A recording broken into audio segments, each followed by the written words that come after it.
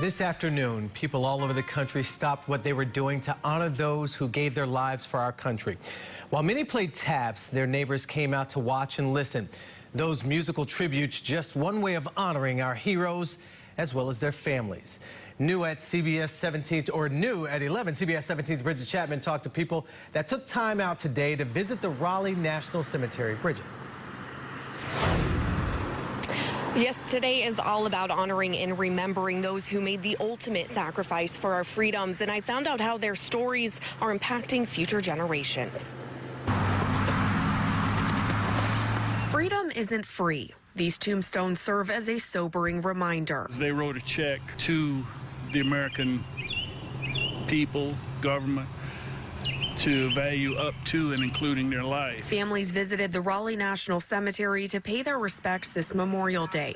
Mike Frady, a veteran himself, has an uncle buried here. And we just sit and remember and pay tribute to those who gave us the opportunity to do what we're doing now. He says you don't need to be related to or even know these soldiers, pointing to a quote from our 30th president, Calvin Coolidge. The nation that forgets its defenders will itself be soon forgotten. It's a lesson Vincent GARCIA, a U.S. Marine Corps veteran, is teaching his children. What it means that some people who wore the same uniform as I did didn't make it back. The dates and names on these markers are just the covers to stories of heroism, like William M. Bryant, a Medal of Honor recipient.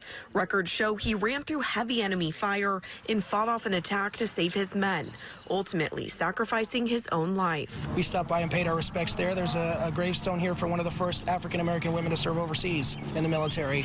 And she came back and was president of the NAACP in the late 60s. GARCIA says he learns about new people every time he comes here, then shares that knowledge with his kids. None of them seem like they're on a path to be joining the military, but I want them to still understand some of the sacrifices that went into us having all of this freedom and, just all the great things we have.